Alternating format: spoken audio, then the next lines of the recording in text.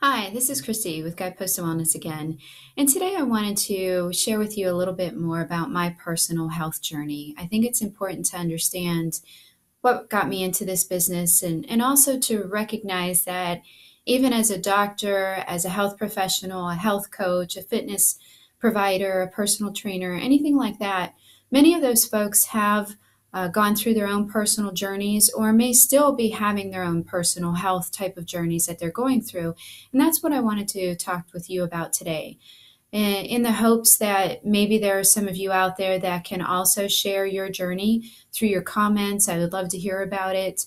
And also because I've found that sometimes the more that I share about some of the challenges that I have, the easier it is for me to work through those challenges and to stay motivated. So as I shared in a previous video, I was diagnosed with lupus in 1994, and it probably should have killed me. They told my parents I wasn't going to make it. That's how sick I was. And so it affected my kidneys, my heart, my lungs, joints, bones, my brain. I suffered from brain damage, and I'll talk about that in just a minute. But that is definitely was the start of my journey.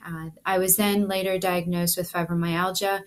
I had an injury in training in the military, and then I've been rear-ended a couple of times. So I definitely have fibromyalgia and challenges in my shoulders and my neck.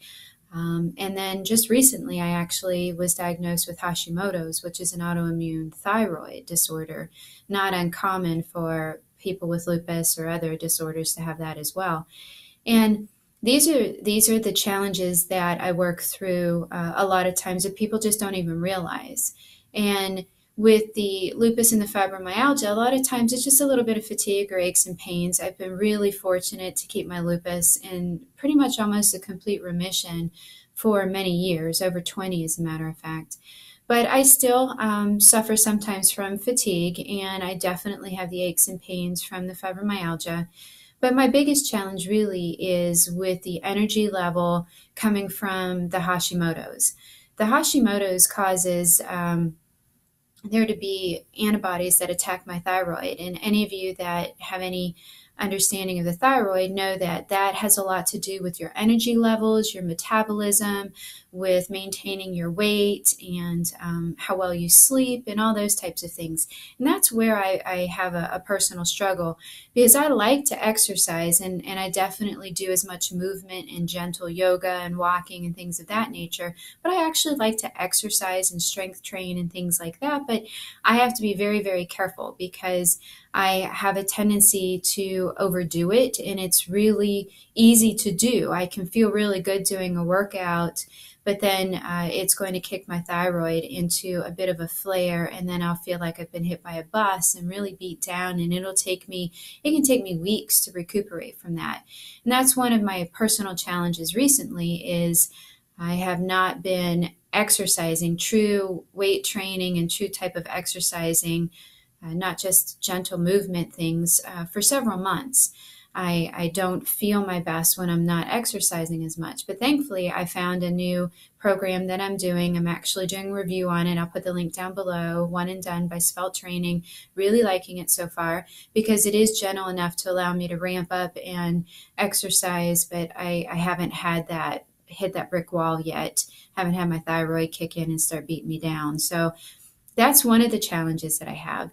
Another one, as I mentioned, I had brain damage, right and left temporal lobe brain damage from the lupus. And it's really one of the things that I think I struggle with the most. I try to hide it. If any of my videos ever seem more scripted or rehearsed or practiced than me just sitting down having a conversation with you, I do that on purpose, because with the challenges that I have between the lupus, fibromyalgia, thyroid, all causing a type of almost like brain fog, and then the brain damage that I have, my short-term memory can be very poor, especially if I'm ever tired or feeling a little bit emotionally stressed, then it gets worse. But that's why I write down notes, and sometimes you may see me glance at some notes. And I do that to keep my thoughts together, because I also have a tendency to pick the wrong words and to sometimes think that I've said an entire sentence and I'll actually kind of chop it together. Some of that I think is because my brain has said the whole sentence in my head, but it doesn't quite get to my mouth. So that's something that I really try to rehearse. I'm always making sure that I write things down with a pen and paper, and if I'm doing something and somebody needs my attention, especially at work or anything, I really make sure that I finish one task and focus on another. But there have been times where I've really felt almost like I have the beginning of onset of Alzheimer's. I really struggle with the fact that I don't remember even good things very well. You can see I get a little emotional about it because it is something that's very challenging to deal with sometimes. Is My husband and I like to go camping and fishing and things like that, and may have gone camping and fishing, and he'll ask me, don't you remember you caught that big brown trout, or don't you remember this is where we caught the 10 fish in a row, or something like that, and I can't remember it. I've been doing some memory exercises. I'll put the link down for one through Mind Valley that I like. Jim Quick, he's helped me focus a little bit more and come up with some tips for remembering names and lists and things that have been very helpful, and also have helped my self-esteem around the memory part. But it is very challenging at times. And so the reason why I'm sharing this with you is because I want you to know that whatever your personal challenges are, you're not alone.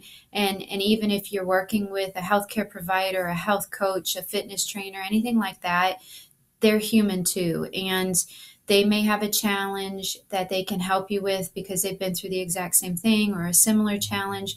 But the key is to find people in your life that you trust, that you feel comfortable with, and make sure that you share. Don't hold in the things that you're working through. Work with people that you trust, that you can talk to, that you can share your challenges with. Maybe they have a similar one, or maybe they just are understanding and they can help you work through yours. Because I think that's really, really important.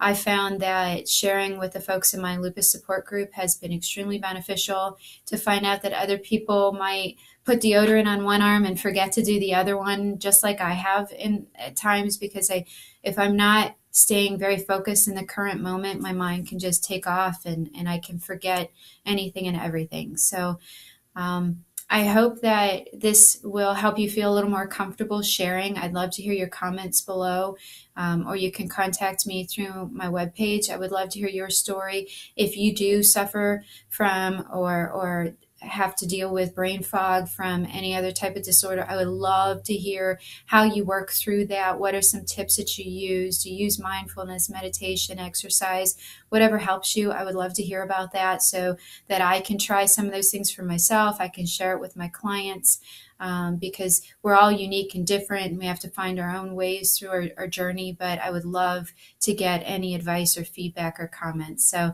please take a look at some of the links below. The One and Done program that I mentioned, the light exercise that I'm working on, the Jim Quick brain training program. I think he and some others have some great opportunities to help with memory and things of that nature. And feel free to put your comments. I would love to hear from you. And hopefully that this will make you feel a little more comfortable, realizing that a lot of people out there, even your health professionals that you're working with every single day, have their own challenges. So I hope you feel more comfortable sharing, and I would love to hear from you. Have a great day.